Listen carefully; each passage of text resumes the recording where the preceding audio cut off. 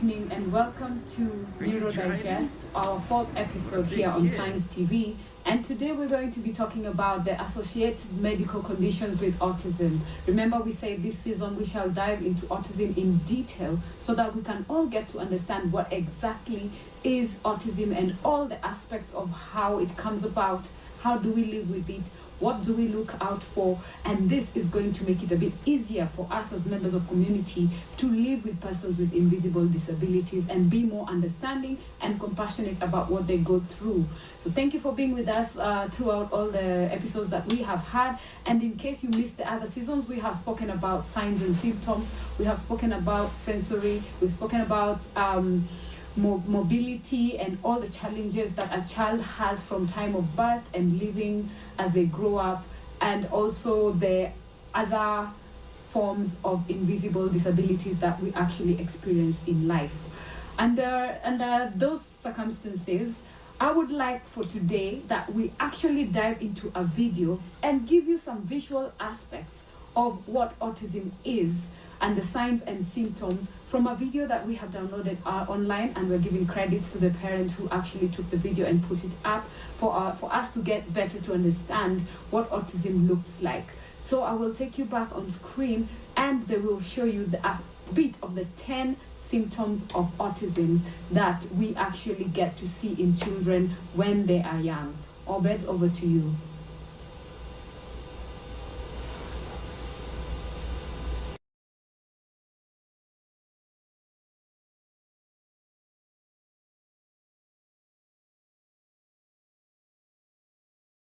Remember is just because some of these signs exist in your child, that doesn't mean an automatic diagnosis for autism. However, the more these behaviors occur in your child, the more concerned you should be. The key here is consistency and frequency of these behaviors. So in this first example, it's pretty obvious. Some children will hand flap during early development, but as with all these signs, pay attention to how long the behaviors last. If the child grows out of these behaviors, generally around 3 years of age, there's not much to worry about. But with someone like Alistair, who hand flaps every day, there is cause for concern. This is one example of self-stimulation, or stimming as it is called, and it helps to calm children with autism. This second example can be confusing to some, as most people have at least attempted to walk on their tippy toes at some point in their life. Again, pay attention to how often the child does the behavior. Our 9-year-old son, who was diagnosed with autism, still walks on his tippy toes to this very day. This third example may seem alarming. However, as long as they bang their head on something soft, like this padded high chair, generally they'll be okay. As a form of stimming, it can help calm the child due to the rocking motion. Many people with autism like to rock back and forth. We also show Alistair banging his head on the glass door and on the ground to show you different examples. However, after recording the footage, we promptly removed Alistair from the situation and redirected his attention to avoid any potential damage. Some people even need to buy football helmets for their kids, it gets so bad. This fourth example may not seem so odd to parents and others. After all, hasn't every kid been fussy in public at some point? But this behavior has less to do with not getting a treat or a toy, but due to the loud, bright conditions of most public settings. While it may be hard to distinguish sensory fussiness or meltdowns from common temper tantrums, an easy way to tell is this. When you give your child what they want, do they stop the bad behavior? If so, it's probably them just throwing a typical tantrum. However, if they continue to fuss, scream, and cry, as if in pain, even after they get what they want, then it's probably a sensory-related tantrum or meltdown, as most people call it. Although I don't recommend giving in to a child's demands, I think this exception can help once in a while, as it can be very revealing. Also, most common tantrums last minutes, whereas a sensory meltdown can last hours. Oh, buddy, I love you. Hard time, I know. We'll get you home, okay? In this fifth example, we see another example of stimming. While every child loves to play with water and blow bubbles in their milk, the key here is, again, how long does this behavior last? Also, you may notice that your child is doing this behavior alone, withdrawn from others, instead of trying to put on a show. Generally, the behavior will last longer than 5 or 10 minutes and can last hours depending on the severity of autism. Look for extreme obsession and repetition with objects. And number 6, we have very aggressive behavior. All kids fight at some point. But is your child doing this immediately after being punished, as if they are enjoying it? It may seem odd, but this can be another form of stimulation, as they get a strong response from others when they are aggressive. You will notice the child being much more aggressive than a typical child for no obvious or good reason, like wanting something another child has, such as a toy. Alistair, can you use your words? What do you think about the car wash? At number 7, we have a lack of response to voice or sound. While every child has ignored their parents at some point, usually out of spite, you will notice an autistic child being aloof, as if in their own little world. Sometimes parents think their little child has hearing problems at first, but this has more to do with being withdrawn than not hearing. If anything, autistic people hear too much and have a hard time filtering out noises. Alistair. Alistair. What are you playing with there, bud? You playing with a car? No, listen. Sit down. Alistair. Alistair. Alistair. Alistair. Stop it, no, stop it. Alistair. Stop it. Alistair. Alistair. I'm going to stop it, no, stop it. Alistair, I'm talking to you. Stop it, no, stop it. Number 8 is probably the most well-known sign, and that's the lack of eye contact. Most people with autism will avoid eye contact whenever they can, and many describe it as painful. While the specific reasons can vary from person to person, this is definitely a strong sign that autism is present and usually persists into adulthood. Number 9 is missing speech milestones. If you don't know the general rule for how many words your baby or toddler should be using, then it's only a quick internet search away. Generally, if your child is only using a few words at age 3, there is cause for concern. If your child is 4 or 5 and is still not using basic sentences, there is a great cause for concern. Also, echoing words, or echolalia, is when they constantly repeat the same phrase, not in a learning way, but more like a broken record way, again and again and again. So be aware of that too. Stop it. Stop it. Stop it. It's been saying the same thing for the past 20 minutes, right? Stop it.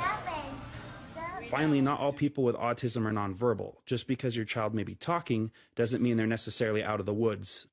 Number 10 has to do with problems in food or textures. Many people with autism are picky eaters, which ties in with the sensory issues. Some hate the feeling of yogurt or dislike their food touching other food. While this sounds like typical child behavior, it's on a much higher level. If you offer that food to your child, even if they are clearly hungry, they won't eat it even to save their lives. Fortunately, our son Alistair passes this test mostly. He loves all kinds of foods. He is much more picky with textures like clothing tags and scratchy shirts. Our older boys who have been diagnosed with autism still love to wear their clothes inside out to avoid clothing tags or odd textures. Alistair loves the feel of flannel and likes to wear hats for the feeling of security it gives him. While we didn't get to cover all the signs and symptoms of autism, we hope this gets you started in the right direction. If you seriously think someone you love has autism, please reach out to a local psychologist, neurologist, social worker, or other professional. The sooner you get your child help, the greater chance they will have adapting to society and its many social customs.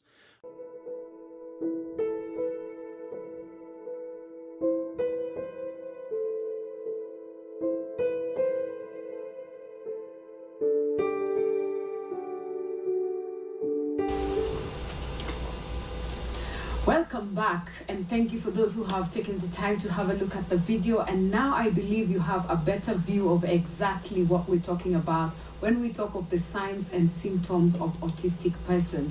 So that was to assist you as a viewer and as a parent or a caregiver to see some of the spectrum disorders that are indicators of what autism looks like in the behavior of a child when they are young.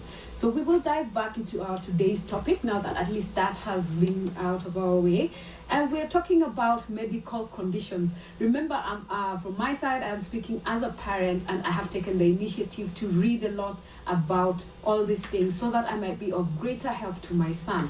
Remember when we spoke about acceptance, the first thing you do as a parent is understand, take it in, process it as a family, and then learn as much as you can about the condition. And that's the way you'll be able to help your child grow and thrive.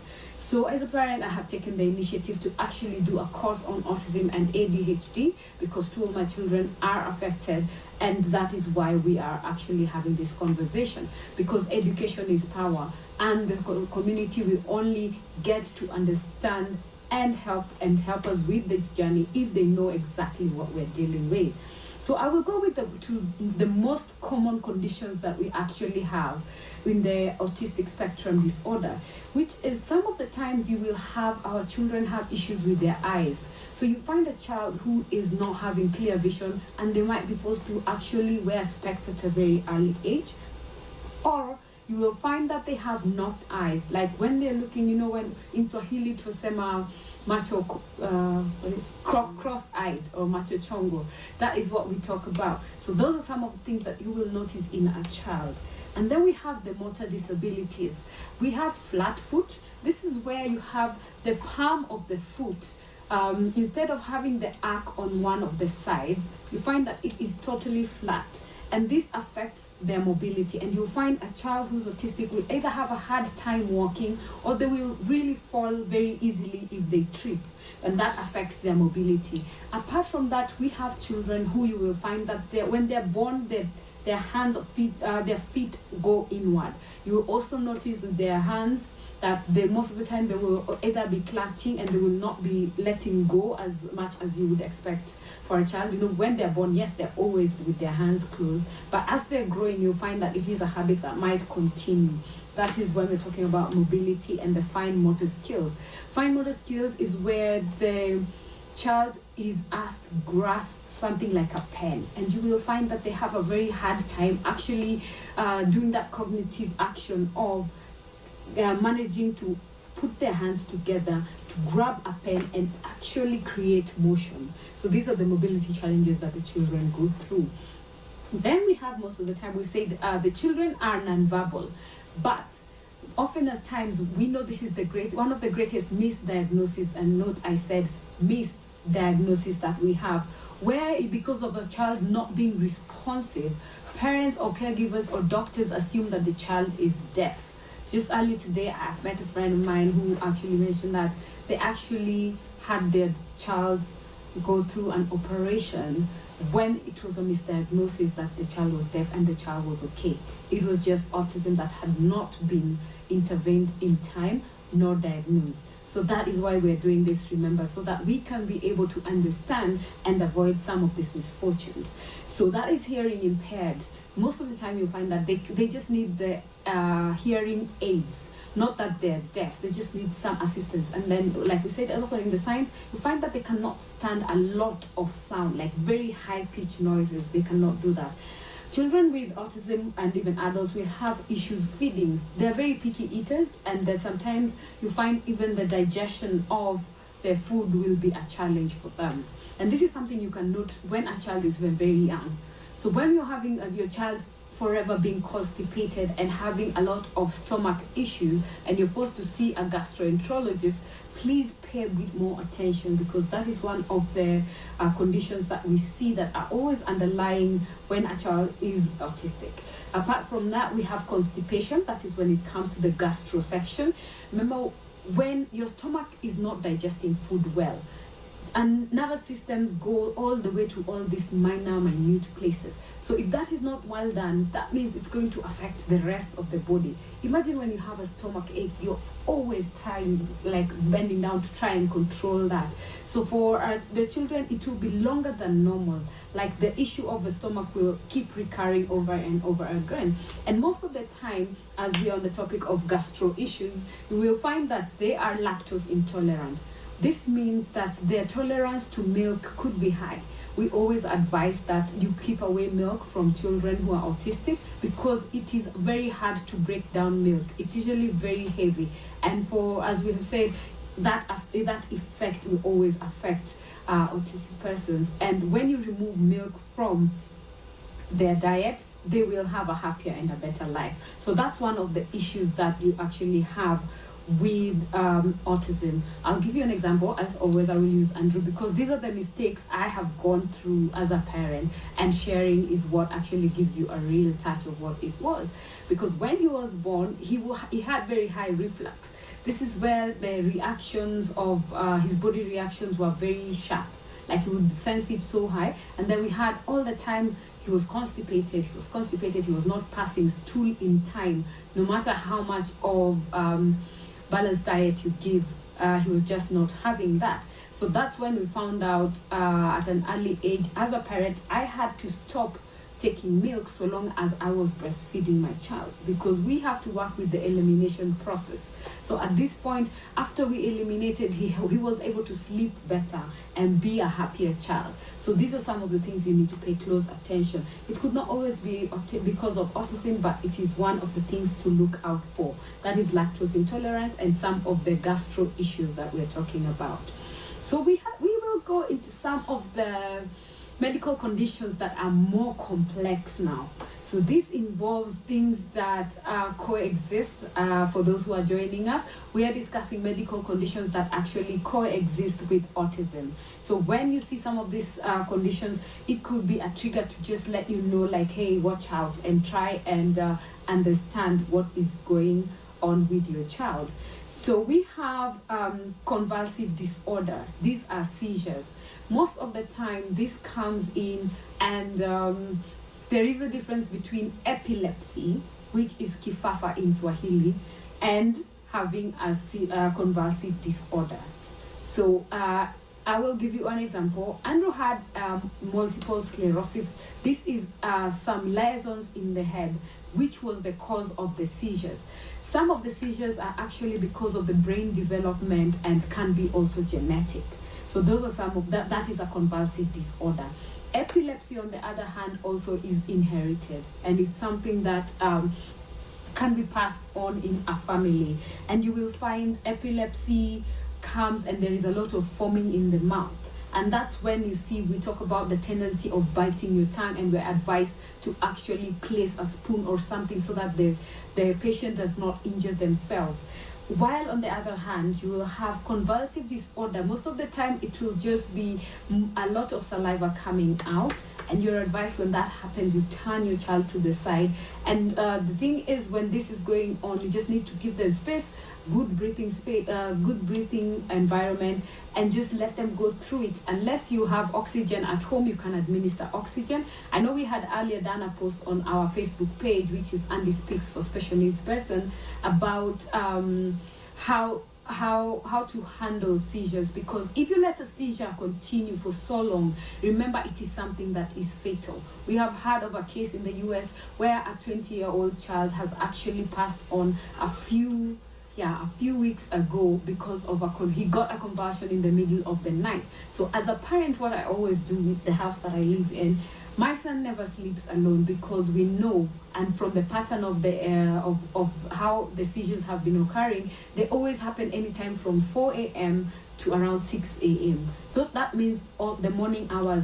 And when it happens, you will always hear them having difficulty in breathing. That's most of the time why you sleep as a special needs parent. We're always sleepy because you cannot fully sleep. You always have to have your ear, and then, like, not that we hope for it, but if anything happens, you need to be ready to take action. So that is about convulsive disorder. So you will find also epilepsy comes along with that, where your child will be having epilepsy and at the same time having seizure. We have said, don't let a convulsion go for too long.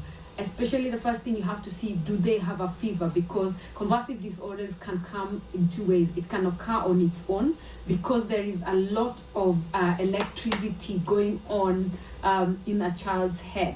That is one of the reasons that explain why someone gets a convulsion. Because at that time, there is too much that the brain cannot handle. So let's use, for example, like when you get an electric shock, it goes through the entire body. So from the head, it goes through the entire body. And you will find most of the time, if you look, you will see the hands will be flipping, the eyes will roll back, and they will be also shaking or become very stiff. And sometimes, the worse it gets, then you'll find now the body will start curling in, especially the toes and the hands. The other thing you watch out for, if a convulsion becomes too much, if it is gotten to that point where if oxygen at this point is usually very restricted, so it doesn't get to the child's brain. So we actually have your brain cells dying for a child when this happens over time. So let's act in time to avoid the children regressing or getting mentally affected, because that is what can happen. So if you find that after the seizure or during the seizure, your child passes urine, kindly call the doctor. And if you have something called diazepam in the house, if you know your child is convulsive, have it in a form that the one that you administer through the back. They're called suppositories. I hope I got that right. And that is the fastest way to actually help bring down the seizures when a child is actually going through it. But like we said, if the child passes urine or if the child passes stool, kindly rush them to a doctor. And if you have oxygen in the house, please put it on them, because it is advised, if you know it's an issue in your house, we'll administer that because you're going to be helping your child. And this sign of passing urine and stool indicates that the brain and the neural system have now let go, for lack of a better word. Remember, we said no doctors, just my experience and what I have learned and studied about the issue, because it's something that I'm living with. So when that shows, it shows that the body has let go of the control of the body. So the child is actually passing urine without any control.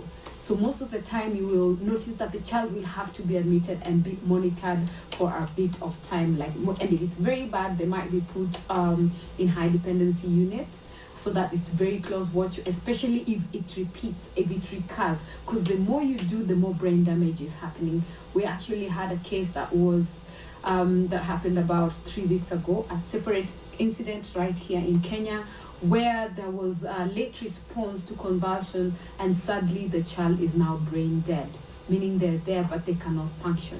So let as parents, my dear parents, I encourage you, when you see convulsions, even if it's something you do not understand, kindly just let your child be checked, talk to a neurologist, because we also have something called silent convulsions. If you note that your child just gazes, kuzuba, if you find your child just stares and does not respond, if you do this, or if you do bring something into their eye or snap your finger in their face and they're not non-responsive, please note that is something we call silent convulsions, and that is a disorder that can actually take a while to go away. So they always say you study from when the child is born until like 5 years, and then there are medications that are there to control the seizures, and the neurologists are the ones who are there to advise on the right medication to use, and it varies. It could be one medicine that works for your child, or you might have to combine a couple to actually control it. That's for epilepsy and convulsive disorders. So we move on to cerebral palsy. Yes, cerebral palsy patients can also have autism. It's a tough pill, but yes, it happens. And that is 10% of persons with cerebral palsy, which we had in our first episode. We had dived into that. It is a disorder where the brain gets affected, and in turn, the mobility of a child also gets affected. So you will have some patients with CP who also have autism spectrum disorder. The challenge is usually telling it apart, because all of them are neurodiverse conditions, but you have to clearly align know which is which. Apart from there, we have children, a small percentage that or even adults that have what we call Down syndrome and autism. So then that's why we are talking about neurodiversity, and that's why we call our show NeuroDigest, because now I think you can see why it makes sense, because all of these things are things that are conditions and disorders that happen because of the internal these internal changes of our natural neurology, and hence we get these disorders. So for Down syndrome, you will have at least some of them. It's not a great percentage, because especially here in Africa, we don't have so many cases of Down syndrome, but it is there. And you will find a child will also have both. So that I don't give you a lot of information at the same time, let us take a break, take a breather, process all that information, and we shall come back and also touch on more medical conditions that are always associated and underlying when a person has autism spectrum disorder. I'm your host, Sylvia Moramo Chabo, with my interpreter, Maureen Maida, and we'll see you in a bit. Don't forget, for any questions that you have, talk to us on Twitter. That is Andy Speaks 4. and on Instagram, Andy Speaks, and on our Facebook page for whatever questions you could be having, and anything you'd like for me to touch about medical conditions that we have not spoken on or could not be on my list of what we intend to talk about. Hit me up and I will answer your questions. See you in a bit.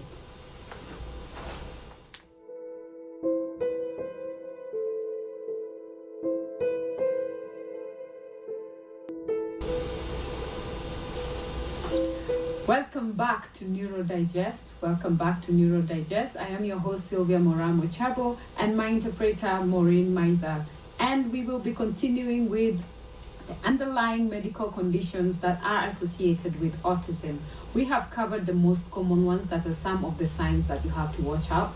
And we have also gone through some of the ones that are actually other neurodiverse conditions, that is CP, epilepsy and convulsive disorder, and Down syndrome, that normally you will find children who have these other neurodiverse conditions that actually could be having also autism at the same time. So now we move next to attention deficit hyperactivity disorder, also known as ADHD. Most of the time you will find that a child could either have both or either of the two aspects of this condition. This is ADD, that is attention deficit disorder, where the child cannot actually sit still and pay attention to what it is that they are doing. And then apart from that, then you have the ADHD, where it is attention that is the hyperactivity disorder. You find the child is forever everywhere, like running up and down. They cannot sit still, like they cannot even listen, like it's like they're always running, like there is something that they have to do or have to be somewhere. So giving them instructions tends to be very hard, and actually keeping them still to get a task done from zero to the end is almost impossible. But it's not always impossible. It is something that, in good news, you can actually nurture from home, where you train a child and they will learn how to pay attention, be still. Something that you can also handle through nutrition. If you cut things like sugar, milk, and you keep the children on a specific diet, you can actually help them be a bit calmer, improve their concentration, use of supplements also. And these are some of the things and the diseases that we'll be looking at when we'll be handling nutrition and neurodiversity. So you better stick around in the other seasons when we bring nutritionists to actually help us through this. And for the deficit of attention, you will find that these children, in time, if you keep at giving them an instruction, you sit still, you walk them through it, and you sit through with them when they're distracted, and then you keep timing, and you will find it's something that can actually improve in time. But it is one of the most common neurodiverse conditions that we have in autism, and most of the time you will find, due to lack of knowledge here in Kenya and in the rural areas, and generally even in Africa and other parts of the world, you will find that guys confuse this with a child being indisciplined because of how they behave and because they can't sit still. And the sad bit, one of the stories, the worst we have had so far, is a child who was beaten to death by a teacher because of this following, what do we call it? The following medical condition. This is the most common challenge that we have in autism, which is the intellectual disabilities, or some people call it learning disabilities. Remember, we said it's a neurological issue, so you will find that the children will get affected even in processing of information and relaying and communication and taking instructions also. So you will find putting them in a classroom situation where they have to learn and take in a lot of things will be very hard for them. So back to the story I was telling you. Sadly, somewhere in the west of Kenya, there is a teacher who actually beat a child to death because they could not understand why they've taken so much time trying to teach a child something and they just don't understand it. So that's why one of the other reasons that bring us to start this show, NeuroDigest, to educate the public, educate parents, educate caregivers, and you as people in society get to understand exactly what is going on with the child. And that way you will find that we can embrace the children, understand them, and in the schools environment, understand that they learn differently. They totally learn differently. So we try and adjust our system so that we are able to teach the children in the ways they can actually understand. One of the things that we have, one of the most common intellectual disability that we have is something we call dyslexia. Dyslexia is one of the most common learning challenge that a child goes through. So one of the signs that you see in dyslexic children is the, remember I'm not an expert, so bear with me, but it's something that I know I have seen once, where a child will have difficulties and confusion in letters that look very similar or even sound similar, like B and D. So visually they will be confusing the two, and you will find that they will be either very slow in learning, not that they're not getting you. Remember, intellectual disability is just that they need more time in what it is that they're doing, and when you're teaching them, you need to take them slow.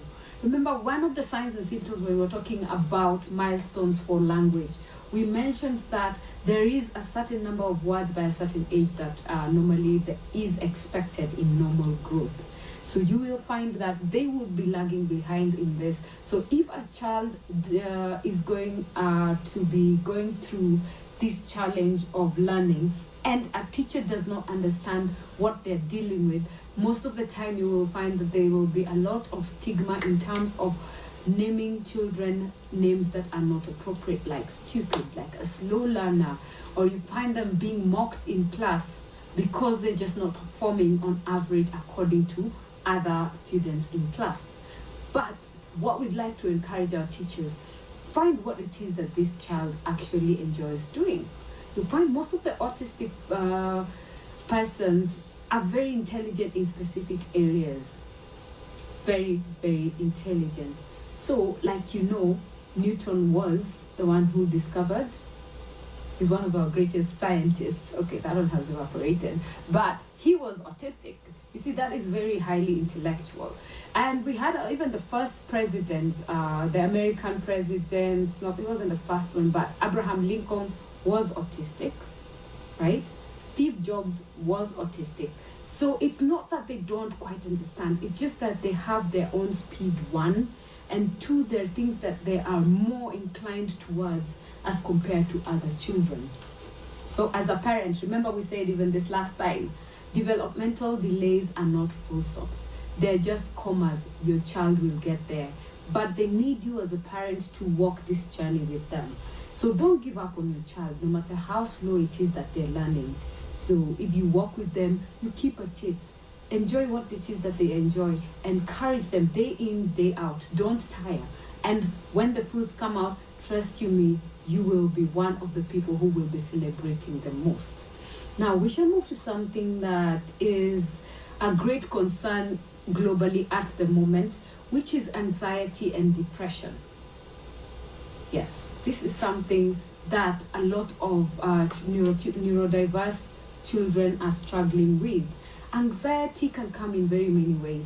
When you see your child does not want the environment changed and they get very unsettled, or they cry, or they get very fussy when you change something, that's one of them. It can be something that you need to really pay attention to, especially when it is very severe, like severe anxiety over small things. Then that means you need to actually talk to a doctor. But there is the regular anxiety of change. Remember we said one of the things that autistic persons don't like is changing the way they do things or moving their things around. They like things in a specific order.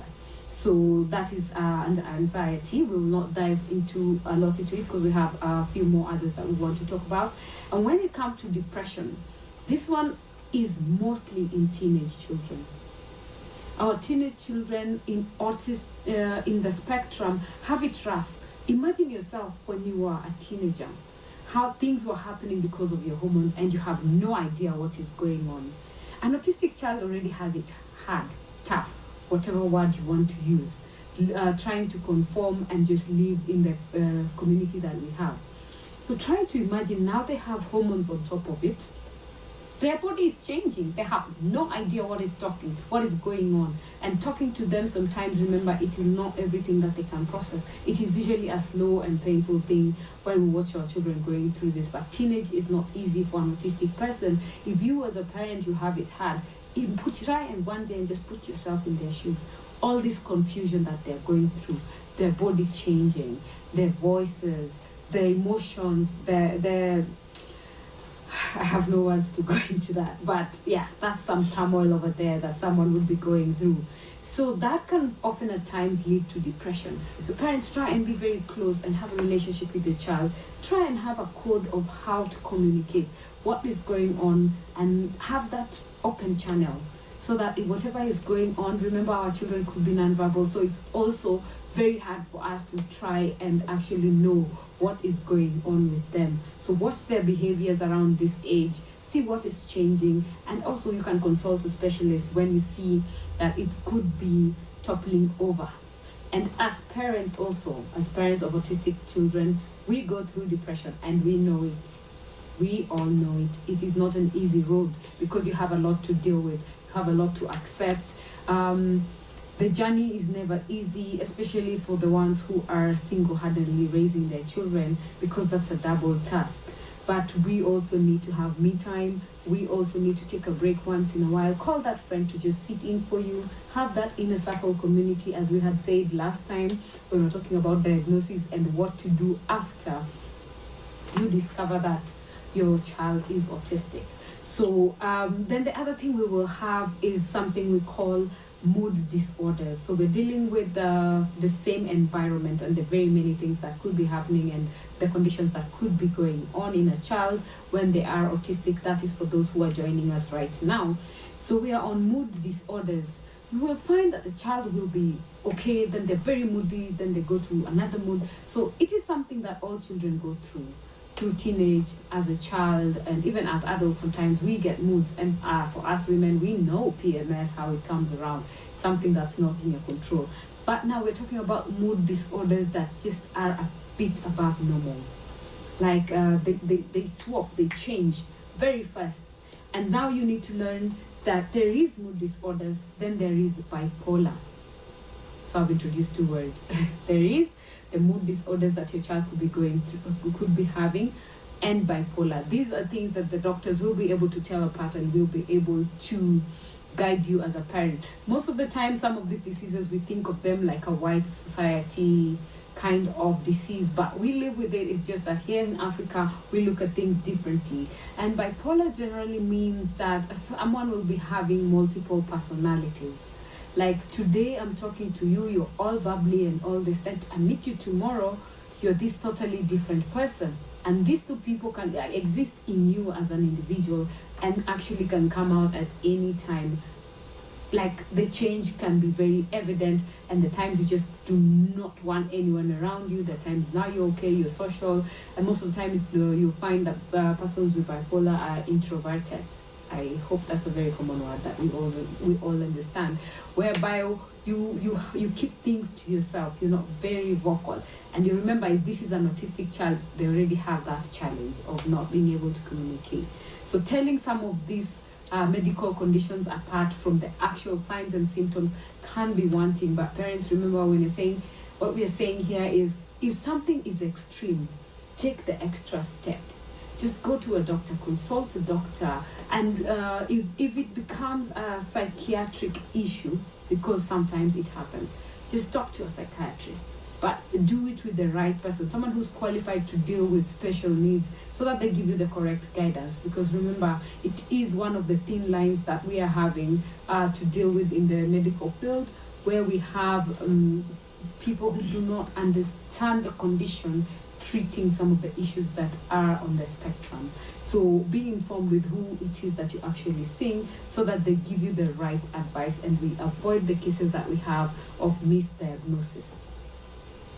We shall move to something we all hear and take lightly, something we call OCD. But in full, that means obsessive compulsive disorder. Have you ever, I know I have OCD, but it's not a lot. So it is a bit of OCD where I like my things this way or that way or that way. But Some OCD is good. When we're talking about it as a medical condition, this is when it's extreme. And you will hear parents saying, my child will not sleep unless the cars, that is if it's toys or dolls or their toys, are specifically arranged in specific color code or in specific sizes or in specific order or style. And if you move it, hell breaks loose. So that is the real deal of OCD. That is where the child is very obsessive, like too obsessive it can be in how things are done. Most of the time it comes out in terms of perfection. Everything has to be thorough. If I'm eating, no speck on me. Even a rice should not be on me. It is a bother to them. If I'm going to sleep, I should be sleeping on this end and in a specific way. We've all, not all of us maybe, for those who have watched Big Bang Theory, you know Sheldon. Sheldon is actually autistic in real life, the same way he acts as a high-functioning autistic and a genius at that in the show. Those are some of the symptoms when we're talking about OCD. Like, I'll sit on this spot and I can't sit any other spot if it is not this one, and I will wait until that spot is available. So these are some of the obsessions we are talking about. It could be with that, and then we also have obsessive disorder. There are some of the obsessive disorders, pardon me. Could be like, for example, I've mentioned over and over again about how Andrew likes the stick. It's a calming effect for him, but he is obsessed with it. It's like an obsession that we are working towards eliminating and replacing it with safer things than sticks, because you look at it like it can be a self-injurious thing. If he trips and falls and he has a stick, it could be something that could cause injury.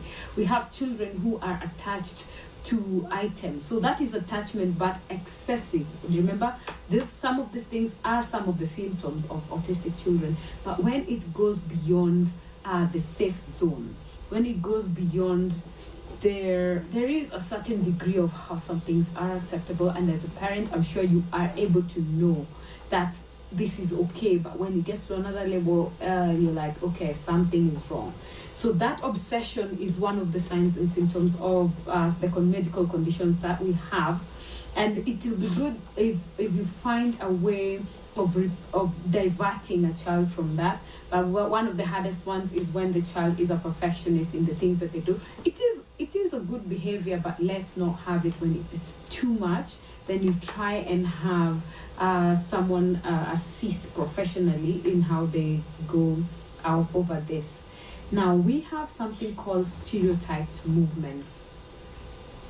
Some of them, I'll take an example of like the rocking. There is the rocking behavior. Then there is the mild, then there is excess, then there is too much of the rocking. Yes, it is a self-assuring and self-clematizing behavior for autistic children. Remember, not all of them. All these things we're discussing is not a must that because you're autistic, you have to have this. In the first episode, we said clearly, autism spectrum disorder, meaning it is a wide spectrum, that you could be having this and not that, and there is no one person who is equal and similar to the other. So do not expect that all of these things we're talking about are in your child. No, it is not. It is very hard to find all this in one person. It is just that autism is so wide that all these things are some of the things that, as the study is still going on, what has been observed. So some of these movements, when it is severe, like head banging, so we have children who bang their heads as a form of calming down, and there are those ones who do it non-stop. Remember, the head is very sensitive. So apart from having the headgear to just safeguard their head, you could try and just change the environment. There is medical intervention also for trying to just change the child to divert from that self-injurious behavior to something else. And that, I think, is some of the things that the behavior analysts are doing, and trying to help parents who have children who have movements that can actually cause danger to the person who is autistic, also to the environment, because of the environment, and towards the people who are around him. So stereotyped movements, there are very many, and some of them we have already mentioned earlier. Last but not least, let us go into tics and Tourette disorders. This is a disorder where you find there is uncontrollable and involuntary movements of body parts of a person who's autistic. This is where you find a child will either be ticking their head or twitching either part of their body, or you will find that they're, how do I call it? I'm trying to mimic the movement, but it's not so easy. But I'll make sure I get a video and upload it on the page for Andy Speaks for Special Needs Persons. But generally, they're involuntary. So when you're seeing a child either doing the tics and moving in a way that is continuous and it's happening over and over and over again, remember, it is not that it's something that you just enjoy doing. It's an involuntary movement that comes with the fact that they are autistic. All right, I know that was a lot for today. You can go over and watch the repeat show. You can join us on YouTube and go through the list again. For people watching on Facebook, thank you for joining us today. We are trying that, and we hope we'll be able to do this every other week so that we have you. Let's keep the conversation going. We shall now start having interviews and bringing specialists on board. Now that we have the general information on diagnosis, on signs and symptoms, now let's get back to the community and hear real life stories, because all that we're talking about is not from nowhere. It happens right here in our country as we're raising our children. So we have interesting people lined up for you. So don't go far. Don't forget, every Thursday at 8 p.m. you join us here on NeuroDigest, where we will be able to enlighten you on matters neurodevelopmental disorders, also known as invisible disabilities. And your takeaway for today, know that 44% of persons living with autism spectrum disorder are average or above average in their intellectual ability. So just because they are slow, they're not dumb. Just because they don't do it when and as how you want it, remember, they have their own way of learning. So if they cannot learn the way you teach them, let us adjust a bit and teach them the way they want to be taught. And that's the only way we will have an inclusive, an interactive, and an integrated community where we have equality for all, even those living with special needs. I am your host, Sylvia Moramo Chabo. My humble interpreter has been Maureen. And don't forget to join us next week on Thursday, same time, same place here on Science TV, and also online on Facebook page. And keep sharing and keep liking our pages. Continue that conversation. What would you like to hear about next time, or in our season for autism and other neurodiverse conditions? So good night from us here, and we see you next week.